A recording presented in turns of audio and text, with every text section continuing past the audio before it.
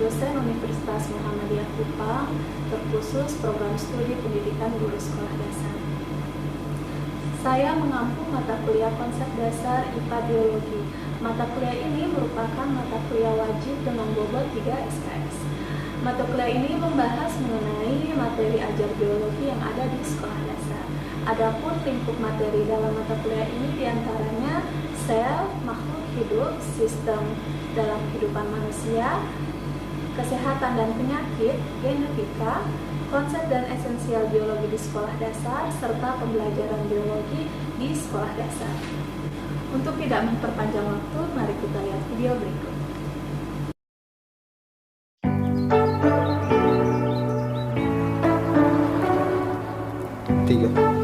Assalamualaikum warahmatullahi wabarakatuh. Waalaikumsalam warahmatullahi wabarakatuh. Selamat siang. Selamat siang, Ibu. Bagaimana kabarnya hari ini? Baik, Ibu. Semoga baik selalu ya. Amin. Sebelum kita mulai perkuliahan hari ini, Ibu minta satu orang untuk memimpin kita dalam doa. Sebelum kita berdoa, izinkan saya membaca ini untuk menang tertulis. Dalam nama Bapa dan Putra dan Roh Kudus. Amin. ya Tuhan, kami panjatkan yang syukur kehadiratmu karena begitu besar cinta dan kasih mendapatkan semua. Dan kini kami berkumpul di malam ini, kami memulai mata kuliah kami. Tidak kiranya buka waktu tidak menangkap kami, sehingga akan diberikan oleh ibu kami, misalkan kami dari waktu yang ada. Ya Tuhan, kami bisa berdoa yang kami sampaikan kepadamu, Tuhan yang terkhusus dalam kami. Amin. Dalam nama Bapa Dan Putra dan Roh Kudus. Amin. Nah, hari ini kita akan membahas materi mengenai sistem respirasi pada manusia. Adapun tujuan dari mata kuliah ini untuk materi ini yang pertama, kalian mampu mendeskripsikan sistem respirasi pada manusia. Kemudian kalian mampu menjelaskan mengenai organ-organ yang digunakan dalam sistem respirasi pada manusia. Dan yang terakhir, kalian mampu menjelaskan kelainan atau penyakit pada sistem respirasi manusia. Perhatikan gambar ini. Apa yang kalian lihat?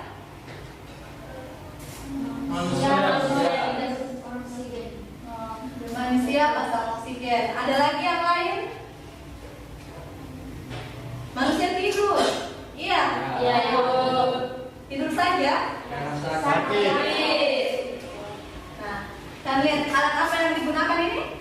Infus. Tabung Oksigen ya. Nah, oksigen ini dibantu untuk apa? Mengapa harus dibantu? Pasien tersebut sesak nafas, Ibu.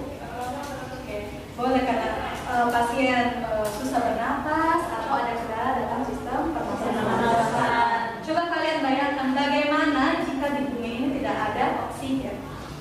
Apa yang terjadi? Tidak ada kehidupan. Tidak ada kehidupan. Karena Tuhan juga pakai oksigen ya. Iya. Kalian bisa bernapas tidak? Bisa. Bisa bernapas tanpa oksigen? Tidak bisa. Tidak bisa ya. Nah, kalian bisa bernapas itu karena ada oksigen. Oksigen ini digunakan dalam sistem respirasi. Jadi sistem respirasi merupakan sistem yang merupakan proses pengambilan oksigen dan pelepasan karbon dioksida serta penggunaan energi yang ada di dalam tubuh. Nah, umumnya kita bernapas itu dalam 1 menit itu 12 sampai 20 kali. Nah, berapakah jumlah oksigen yang kita gunakan per individu? Ada yang tahu? 300 liter atau 3.000? 300. Nah, kebutuhan akan oksigen ini tergantung pada beberapa hal ya.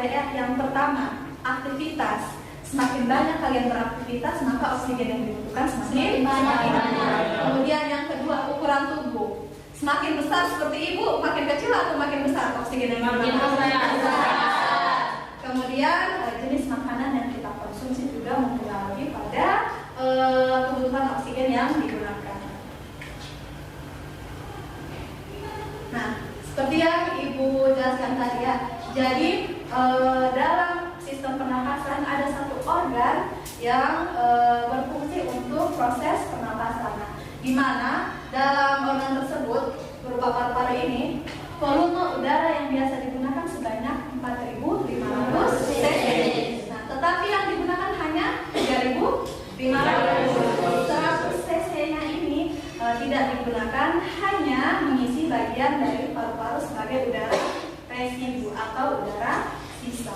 Nah, sekarang selanjutnya Ibu mau kalian yang menjelaskan mengenai organ-organ apa saja yang dibutuhkan selama proses respirasi.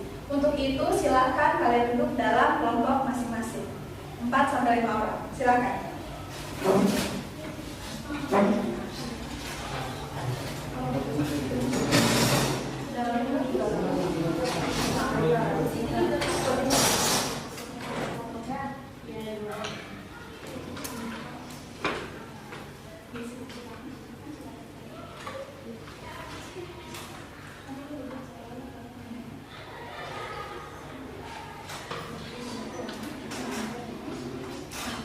Silakan dikerjakan.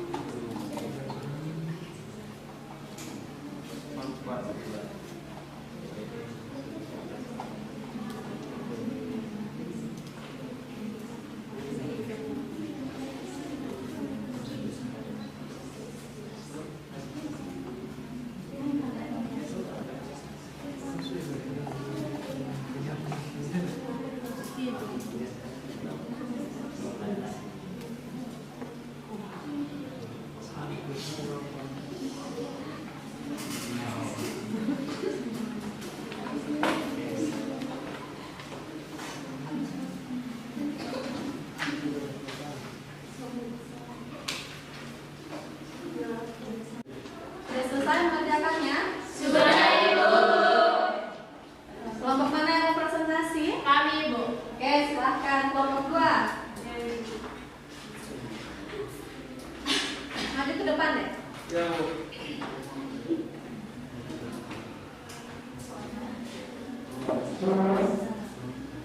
Boleh satu bantu. Pegang Kak. Saya menjadi.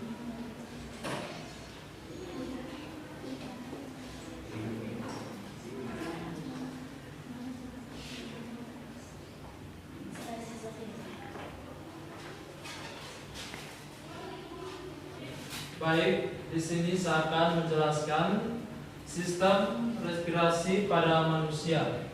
Jadi di sini ada beberapa bagian sistem respirasi pada manusia. Jadi yang pertama kita lihat yaitu hidung. Hidung kegunaannya itu untuk menangkap benda-benda asing yang masuk ke dalam saluran pernapasan. Terus yang kedua, faring atau tenggorokan. Tenggorokan memiliki dua cabang saluran, yaitu saluran pencernaan terletak di bagian belakang. Fungsi tenggorokan adalah menyediakan saluran udara yang masuk dan juga saluran udara yang keluar. Yang ketiga, laring atau pangkal tenggorokan. Pangkal tenggorokan adalah organ pencernaan yang berbentuk seperti saluran yang dikelilingi oleh tulang rawan. Jadi yang keempat itu trakea atau batang tenggorokan. Tenggorokan adalah organ yang berbentuk pipa dan terletak di sebagian leher sampai ke rongga dada. Bronkus atau cabang batang tenggorokan. Fungsi dari batang tenggorokan adalah menyediakan jalan untuk udara yang masuk dan keluar menuju paru-paru. Pulmo atau paru-paru. Paru-paru berada dalam rongga dada bagian atas, terbagi menjadi dua bagian. Yang pertama bagian kanan dan yang kedua bagian kiri. Sekian dari hasil presentasi kami. Oke, beri aplaus untuk kelompok 2.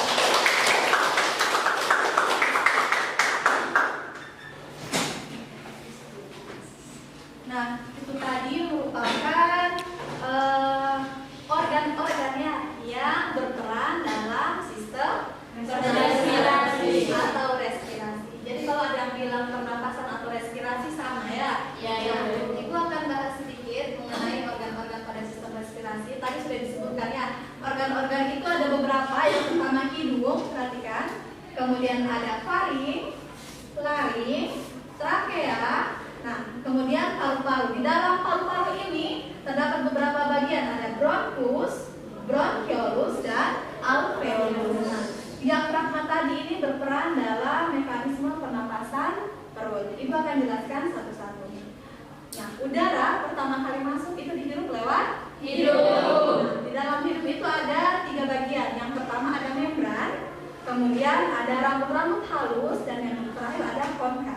Nah, membran dan rambut-rambut halus ini berfungsi untuk menyaring partikel-partikel yang masuk, ya, sehingga udara yang masuk itu bersih. Setelah disaring, udara itu akan dihangatkan oleh konka. Semua bagian itu berada pada hidung. Setelah dari hidung, udara akan dibawa ke faring atau tenggorokan. Nah, pada faring ini merupakan saluran pernapasan yang terdiri atas 2. Ada saluran 2 di dalam. Ada saluran pernapasan atau respirasi dan saluran pencernaan. Nah, dari faring udara akan dibawakan ke laring. Nah, di laring ini terdapat suatu katup yang berfungsi dalam sistem respirasi. Nah, dari laring udara akan masuk ke trakea atau batang tenggorokan. Ya, yang ini lihat, perhatikan. Yang seperti bergerigi-bergerigi itu adalah trakea. Nah, udara dari trakea akan masuk ke paru-paru, masuk pertama ke dalam bronkus atau cabang batang tenggorokan.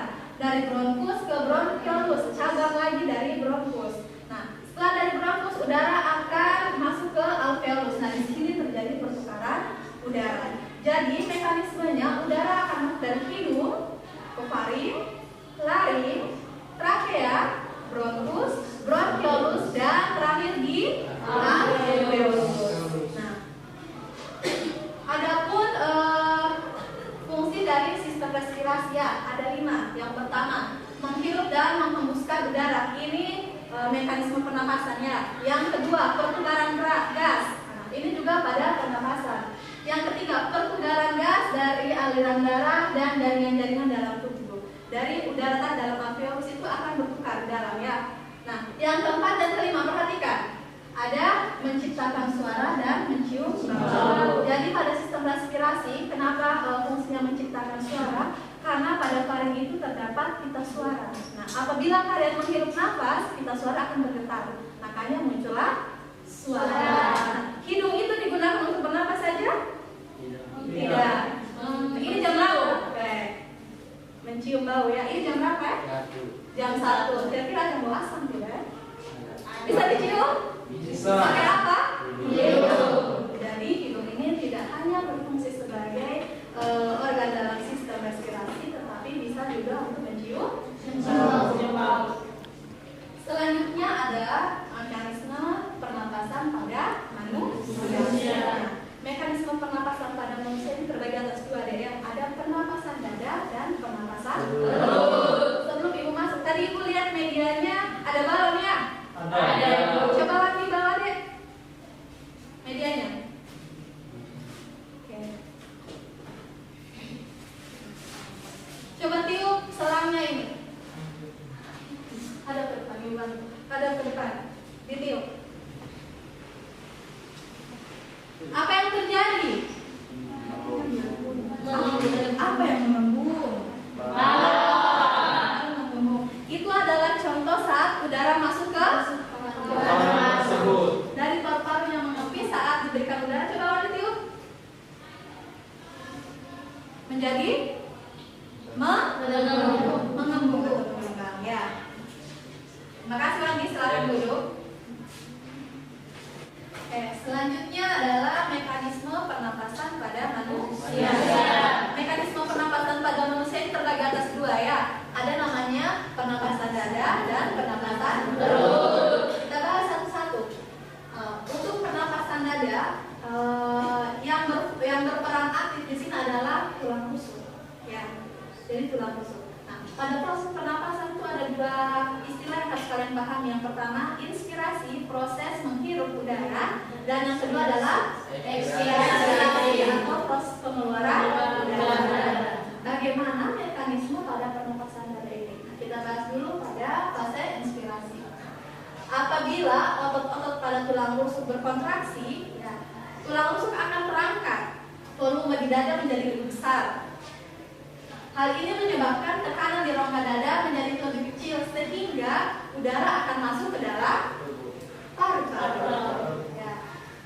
Hal itu yang disebut dengan inspirasi. Jadi kalau kalian melakukan memberikan udara atau proses inspirasi, balon yang tadi kembung menjadi balon yang tadi kembung kemudian mengembang. Nah, halnya sama dengan ini, hanya tempatnya berbeda. Ada pada dada dan ada pada perut. Selanjutnya, untuk pada fase ekspirasi pada pernapasan dada, apabila otot-otot pada tulang rusuk tadi yang telah berkontraksi berelaksasi atau rileks, ya, tulang rusuk akan kembali pada posisi semula, menyebabkan tekanan udara dalam tubuh bertambah sehingga udara keluar tubuh atau paru-paru. Nah, hal ini yang disebut dengan ekspirasi. Pada pernapasan perut bedanya hanya yang berperan. Kalau pernapasan dada itu yang berperan adalah tulang rusuk, sedangkan pada pernapasan perut adalah diafragma dan otot perut. Nah, selanjutnya gangguan organ penyusun sistem respirasi pada manusia. Yang pertama adalah hernia hiatus. Hernia hiatus ini merupakan bagian gangguan yang terjadi pada bagian perut menembus rongga dada. Nah, biasanya terjadi karena kelainan pada saat di dalam kandungan, lagi hamil ya. Kemudian batuk yang sering dan mengejang saat buang air besar. Asma, ini paling seringnya. Ada yang punya penyakit asma? Tidak? Nah, asma ini merupakan peradangan kronis pada saluran pernapasan. Nah, gejalanya batuk, sesak napas, nyeri dada. Ibu juga seperti itu, tapi bukan asma ya, hanya sesak napas. Dan mengi. Kalian tahu mengi? Tidak. Kalau kalian bernapas berbunyi, itu mengi. Kalau kalian bernapas seperti berbunyi, nah itu mengi ya. Orang yang menderita asma akan semakin parah apabila lingkungannya tidak kondusif. Contohnya polusi udara, ada asap, serbuk sari pada bunga, itu juga biasanya ada alergi ya. Kemudian udara dan obat-obatan. Selanjutnya adalah gangguan yang ketiga adalah bronkitis. ada ya pada organ. Ada bronkus ya. Nama kelainannya adalah bronkitis. Bronkitis ini adalah gangguan sistem pernapasan pada bronkus. Peradangan yang terjadi di bronkus ya. Seperti yang kita ketahui bahwa bronkus itu membawa udara dari paru-paru ke sebaliknya. Gejala pada bronkitis ini hampir sama seperti asma ya. Ada batuk, sesak napas, sakit tenggorokan, nyeri dada, bahkan kehilangan kesadaran. Selanjutnya TBC. Nah ini paling sering dan pengobatannya cukup lama ya, hampir 6 bulan. Nah, TBC atau tuberkulosis ini penyakit paru-paru karena bakteri dari Mycobacterium tuberculosis. Dia menyerang paru-paru, bisa juga menyerang tulang, usus, dan kelenjar. Dan yang terakhir adalah pneumonia. Nah, pneumonia ini merupakan peradangan pada paru-paru akibat infeksi. Nah, infeksi tersebut menyebabkan kantung-kantung alveolus dari tempat pertukaran udara menjadi kurang baik pada salah satu ataupun kedua paru-paru. Sampai di sini ada yang ingin bertanya? Oke, silakan. Mengapa saat makan kita tidak tersedak? Padahal saluran pencernaan dan pernapasan berada pada satu sama lain. Oke, tadi dijelaskannya bahwa pada faring itu merupakan tempat saluran pencernaan, tetapi tidak hanya pernapasan, tetapi tidak hanya pernapasan, ada pencernaan. Kenapa kita tidak tersedak saat makan? Ada yang tahu? Ada saluran masing-masing. Ada saluran masing-masing. Dia satu saluran. Iya, dia satu saluran. Oke. Apa yang menyebabkan tidak bisa kita tersedak? Ada pembatas? Ada lagi?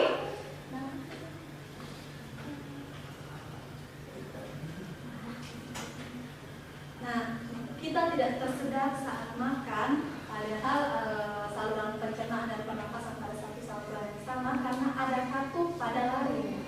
Nah, katup ini berfungsi apabila kalian makan, saluran pencernaannya ditutup. Nah, apabila kalian sedang bernapas, saluran pencernaannya yang ditutup. Jadi kalau kalian bernapas, pencernaan ditutup. Pada saat kalian makan, pernapasannya ditutup. Sehingga kalian tidak tersedak saat makan. Kalian pernah dengar tidak? Kalau lagi makan tidak boleh berbicara. Nah, itu di situ karena saat berbicara, sistem pernapasan juga bekerja. Makanya kalian bisa tersedak. Ada lagi? Silakan. Terima kasih atas kesempatan yang diberikan kepada saya. Saya Ibu Nirmanya. Jadi tadi sudah dijelaskan Ibu. Pada umumnya dalam sehari manusia memerlukan 300 liter oksigen untuk bernapas. Tapi ternyata hal tersebut tidak berlaku untuk yang pertama orang yang melakukan pekerjaan berat, yang kedua orang yang memiliki berat badan berlebih atau obesitas, dan yang ketiga orang yang selalu mengonsumsi daging-dagingan. Mereka tiga kelompok orang itu mereka justru lebih membutuhkan lebih banyak oksigen. Di sini saya ingin bertanya mengapa kalau yang pertama yang orang yang melakukan pekerjaan berat itu karena kita sudah tahu karena mungkin karena mereka aktivitas terlalu berlebihan, jadi otomatis pernapasannya lebih ikutan Ibu. Terus yang saya mau bertanya ini yang kedua dan ketiga yang berat badan berlebih atau obesitas dan yang mengonsumsi daging-dagingan. Itu kira-kira hubungannya di mana Ibu sampai berpengaruh pada ini? Laju pernapasan yang berat. Oke. Nah, tadi sudah dijelaskan bahwa laju pernapasan itu bergantung pada aktivitas fisik, terus besarnya tubuh atau pergemukannya, dan jenis makanan yang dikonsumsi tadi kalau disebut daging. Mengapa keduanya tadi berperan dalam kelajuan atau oksigen yang bertambah? Hal itu dikarenakan yang pertama untuk apa tadi? Orang yang kegemukan. Orang yang kegemukan itu potensi berat badan lebih berat. Saat mereka beraktivitas memerlukan volume udara yang lebih besar. Coba kalian, siapa yang kecil di sini? Nah, di sini.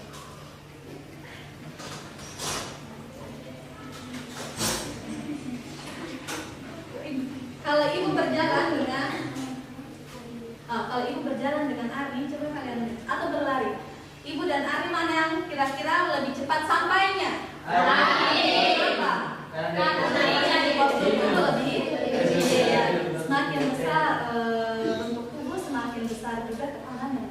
sehingga laju pernapasan juga semakin besar. Seperti itu. Terus yang kedua adalah kenapa kalau kita banyak makan daging ya, sebenarnya itu lebih ke konsumsi makanan yang kurang sehat. Kalau daging yang bagaimana? Kalau berlebihan ya, kalau tidak sesuai porsi tidak masalah. Karena semakin besar makanan yang dimakan, semakin besar energi yang dibutuhkan untuk proses pencernaan, sehingga laju pernapasan juga semakin besar. Bisa? Bisa. Terima kasih Arni. Kita tidak jadi lagi ya. Oke, ada lagi? Ada lagi? Sampai di sini jelas? Jelas. Semoga materi sistem pernapasan ini bisa kalian cerna dengan baik. Sampai berjumpa di pertemuan berikutnya. Wassalamualaikum warahmatullahi wabarakatuh. Waalaikumsalam.